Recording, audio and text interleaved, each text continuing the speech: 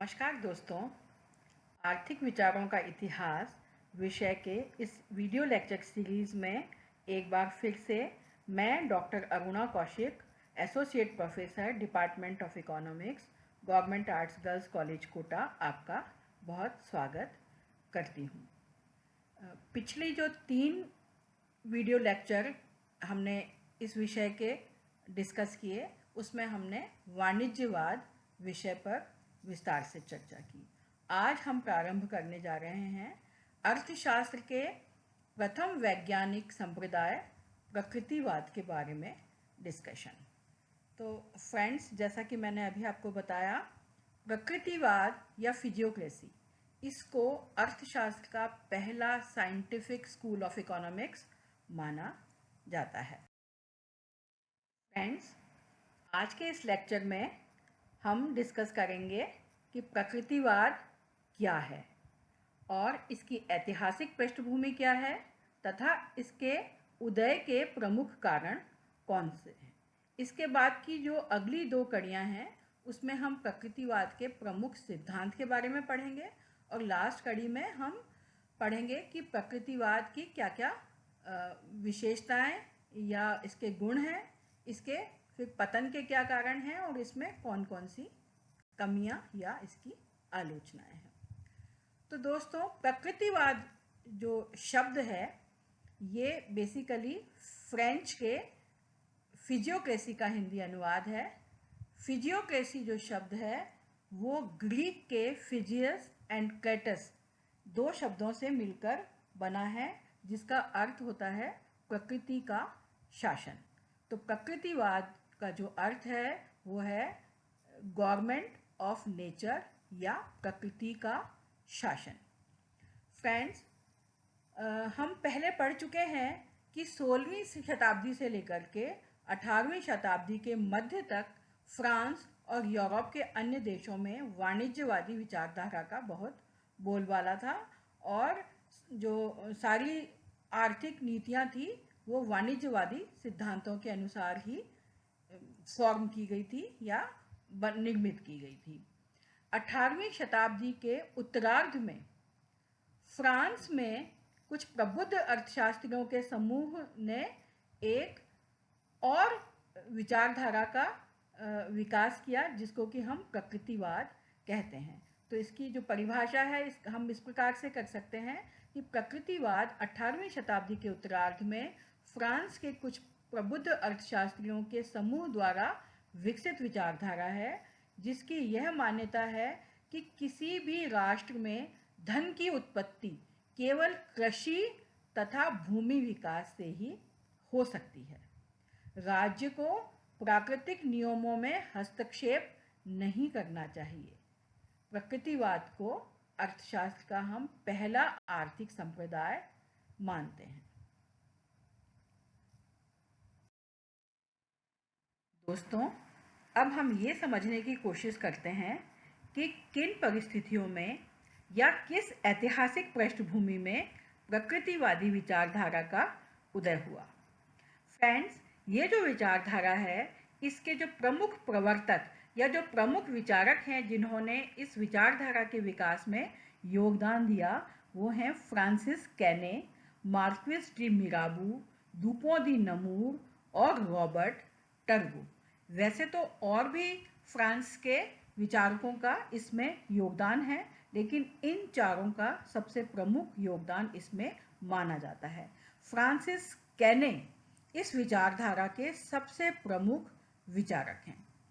Friends, ये माना जाता है कि जो प्रकृतिवादी विचारधारा है, इसका जन्म वाणिज्यवादी विचारधारा की प्रतिक्रिया के स्वरूप हुआ।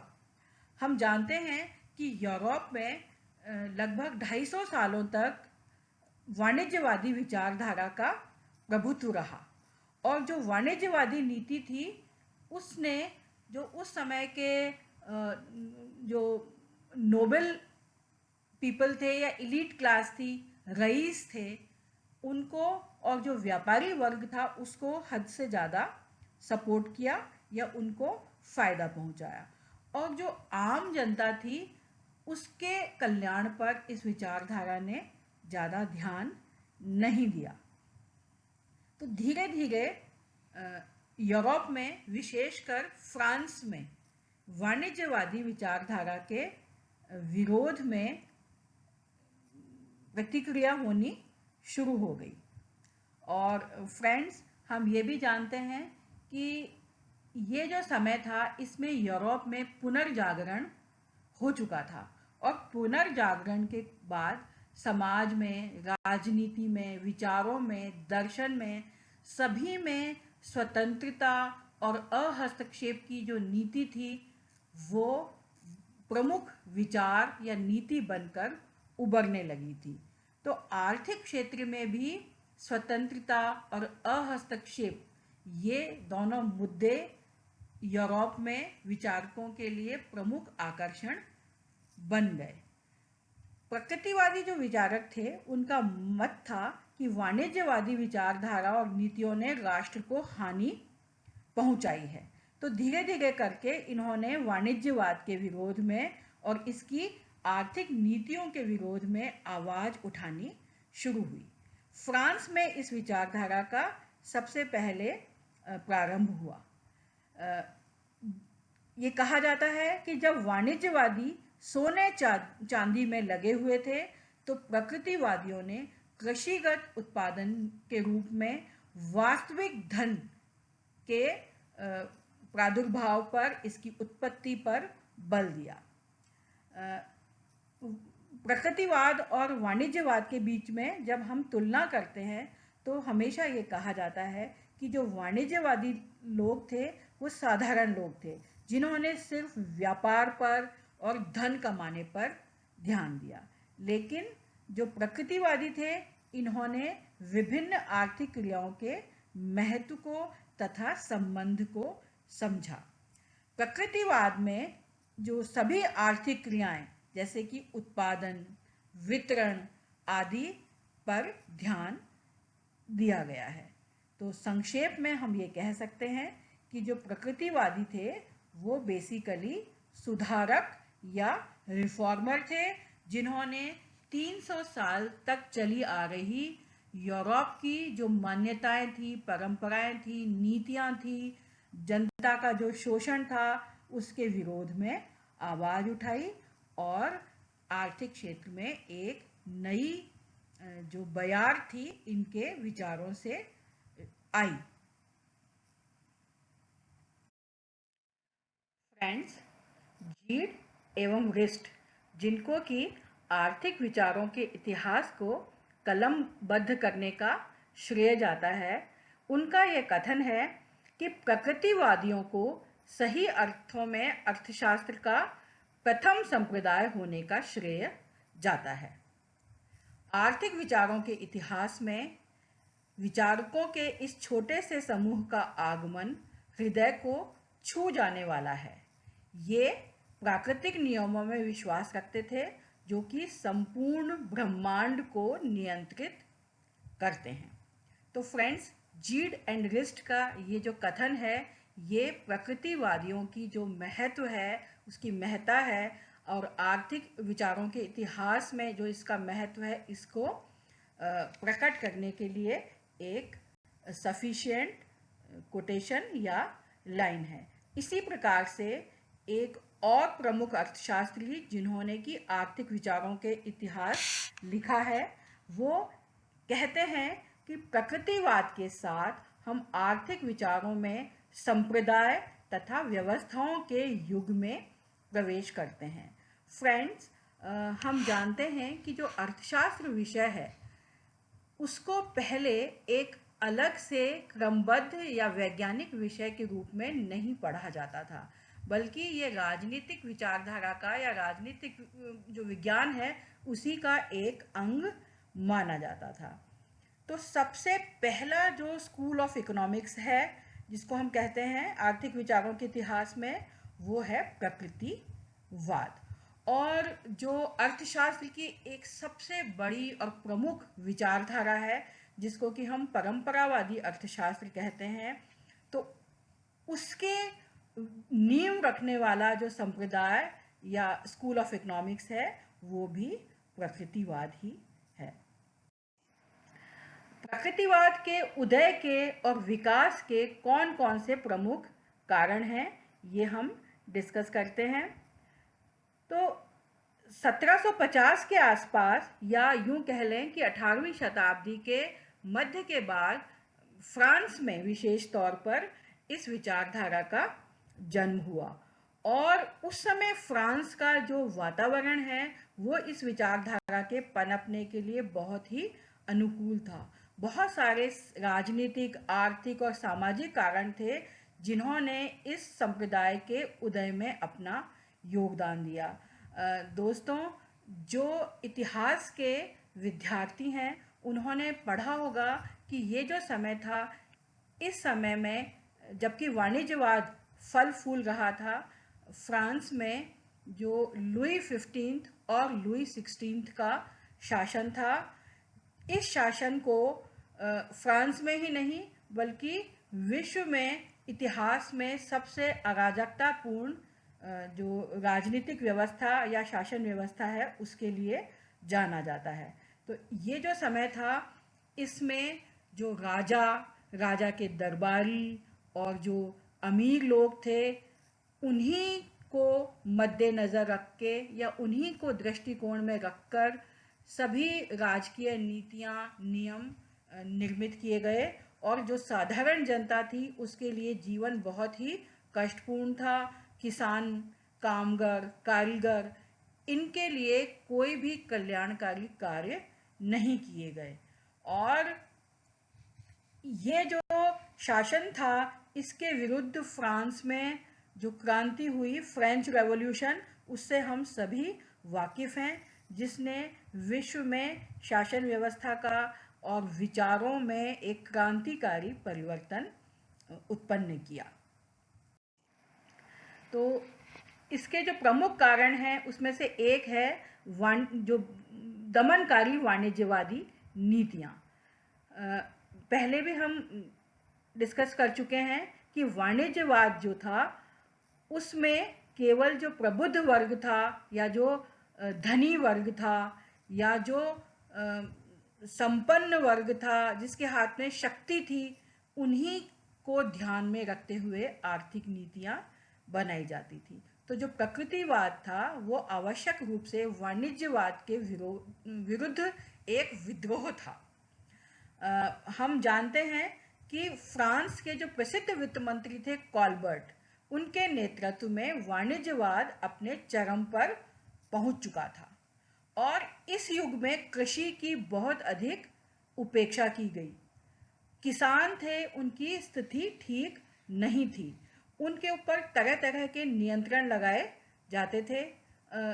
उनके कृषिगत सामानों के निर्यात पर भी रोक थी और किसानों से उपज का बहुत अधिक हिस्सा कर वसूल किया जाता था और जो सरकारी नियंत्रण था वो अपने चरम पर था। तो ऐसे समय में इस प्रकार के एक आर्थिक सिद्धांत की आवश्यकता थी जो यह सिद्ध कर सके कि वाणिज्यवादी नीतियां राष्ट्र की समृद्धि एवं विकास के लिए अनुकूल नहीं हैं। तो जो प्रकृतिवादी विचारक थे, उन्होंने वाणिज्यवादी नीतियों के विरुद्ध आक्रमण के लिए या विरोध के लिए एक सैद्धांतिक आधार तैयार किया। दूसरा जो इसका प्रमुख कारण था प्रकृतिवाद के उदय का फ्रांस में, वो था वाणिज्यवादी व्यवस्था के तहत अन्यायपूर्ण कर प्रणाली। फ्रांस की जो कर प्रणाली थी वो बेहद गतिगामी तथा अन्यायपूर्ण थी। जो गरीब वर्ग था, कामगार थे या कृषक थे, उनसे अधिक मात्रा में कर लिया जाता था, जबकि उनके कल्याण के लिए कोई कार्य नहीं किया जाता था। कर की जो दरें थी वो भी बहुत अधिक थी। भ्रष्टाचार का कर प्रणाली में और इसके कराधान में इसका भ्रष्टाचार का बोलबाला था।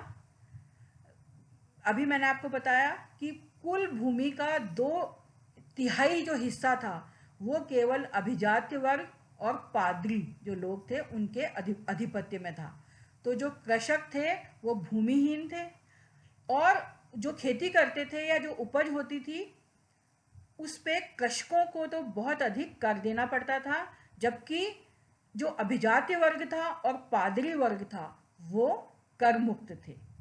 जो गरीब लोग थे उन पर प्रसिद्ध नमक कर लगाया जाता था, मतदान कर लगाया जाता था और अन्य भी प्रकार के अनेक कर इन पर लगाए जाते थे।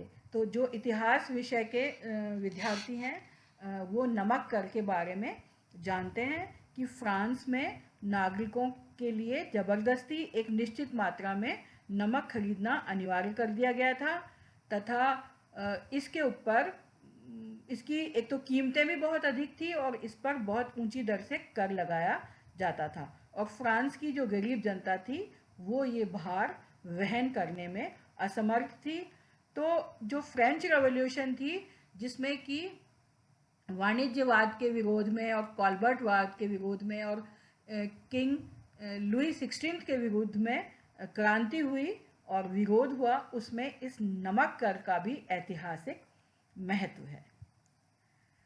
तीसरा जो कारण है वो फ्रांस के लोगों की उस समय तत्कालीन युग में दयनीय वित्तीय स्थिति। मैंने अभी आपको पहले बताया कि जो तत्कालीन फ्रांस था उसमें राज्य की वित्तीय स्थिति बहुत ही खराब दशा में या बुरी दशा में थी। इस युग में जो प्रसारवाद या विस्तारवादी नीतियों के तहत पड़ोसी राष्ट्रों से भी तथा कॉलोनीज के साथ में बहुत सारे अनावश्यक युद्ध लड़े जाते थे और उस पर बहुत अधिक खर्चा होता था। और जो इस समय के राजा थे लुई 15 और लुई 16 वे अपने तथा उनके जो दरबारी थे उनके विलासितापूर्ण जीवन के लिए बहुत अधिक व्यय करते थे और पूरा सरकारी जो खजाना था वो समाप्त होने लगा और जो सरकार थी वो दिवालिया होने के कगार पर आ गई। जो राज्य था उसने दिवालिया होने के कारण ऋण लेना भी प्रारंभ कर दिया।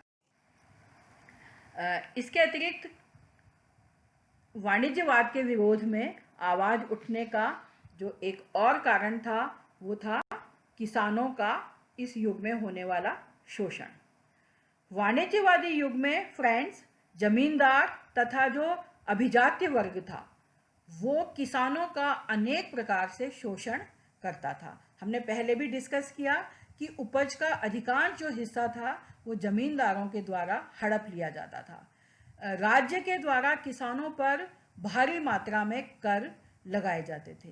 जो किसान थे उनको अपनी वस्तुओं को बाजार में बेचने में भी कई प्रकार की रुकावटों का सामना करना पड़ता था, क्योंकि ये जो युग था इसमें वाणिज्यवादी जो नीति थी वो ये कहती थी कि औद्योगिक वस्तुओं के उत्पादन को बढ़ावा देना चाहिए जिससे कि उनका निर्यात करके अधिक से अधिक सोना चांदी कमाया जा सके, और जो कृषिगत वस्तुएं हैं उनको उनके उत्पादन को ये हतोत्साहित करते थे या डिस्करेज करते थे।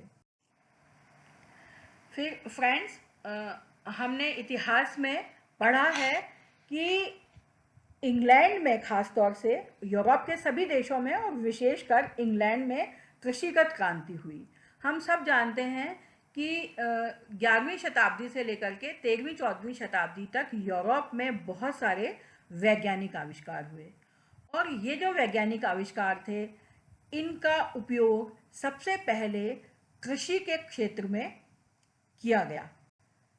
18वीं शताब्दी तक आते आते या इसके एंड तक आते आते फ्रांस की जो स्थिति थी वो बहुत ही खराब हो चुकी थी। जो यूरोप के अन्य देश थे, विशेषतया जो ब्रिटेन था, वो इस फैक्ट को, इस तथ्य को समझ चुका था कि कृषि की कीमत पर उद्योग तथा व्यापार को प्रोत्साहन देना मुनासिब नहीं था। कहने का मतलब यह है फ्रेंड्स कि यूरोप के कई जो देश थे, विशेष तौर पर इंग्लैंड, वहाँ पर ये बात समझी जा चुकी थी कि जो कृषि है वो भी बहुत महत्वपूर्ण है तथा कृषि की कीमत पर उसकी लागत पर उद्योगों को या व्यापार को प्रोत्साहित देना कोई दीर्घकालीन अच्छी आर्थिक नीति नहीं है। और मैंने आपको बताया कि जो वैज्ञानिक आविष्कार थे उनके परिणाम स्वरूप कृषि में इंग्लैंड में कृषि की क्रांति प्रारंभ हो चुकी थी।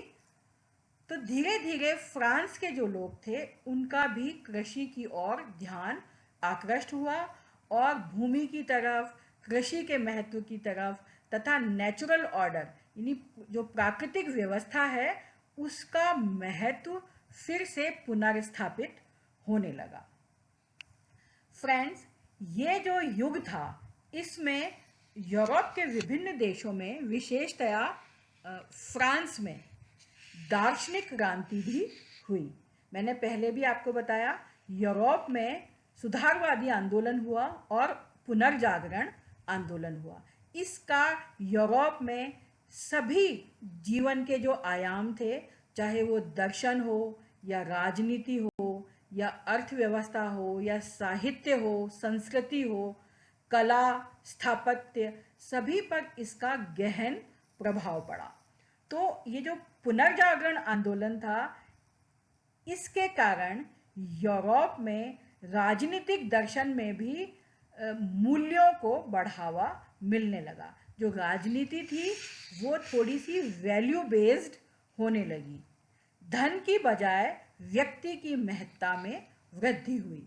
जो वाणिज्यवादी नीति थी उसमें व्यक्ति को महत्व नहीं दिया गया था, केवल धन को महत्व दिया गया था। उसमें यह कहा गया था कि जितना ज़्यादा धन, संपत्ति, सोना, चांदी, बहुमूल्य धातुएं देश में होंगी उतना ही शक्तिशाली वह राष्ट्र होगा। लेकिन धीरे धीरे पुनर्जागरण के आंदोलन के परिणाम स्वरूप, दार्शनिक क्रांति के परिणाम स्वरूप जो व्यक्ति थी उसकी गरिमा में, उसकी महत्ता में वृद्धि हुई और व्यक्ति को धन से ऊपर माना जाने लगा। जो विचारक थे उनका मत था कि किसी भी दर्शन का या किसी भी नीति का, चाहे वो राजनीतिक नीति हो या आर्थिक नीति हो, उसका जो केंद्र बिंदु है वह मनुष्य है। दुनिया में सभी चीज़ें जो बनी हैं, चाहे वो नीति हो, चाहे वस्तुएं हों, चाहे उत्पादन हो, वो मनुष्य के लिए हैं, मनुष्य के कल्याण के लिए हैं, मनुष्य के शोषण के लिए नहीं हैं। तो इन सब कारणों से वाणिज्यवाद का विरोध प्रारंभ हुआ और यूरोप में, विशेषकर फ्रांस में जो प्रकृतिवादी विचारधारा थी वो उसका जन्म, उदय और विकास हुआ। तो आज के इस लेक्चर में इतना ही फ्रेंड्स।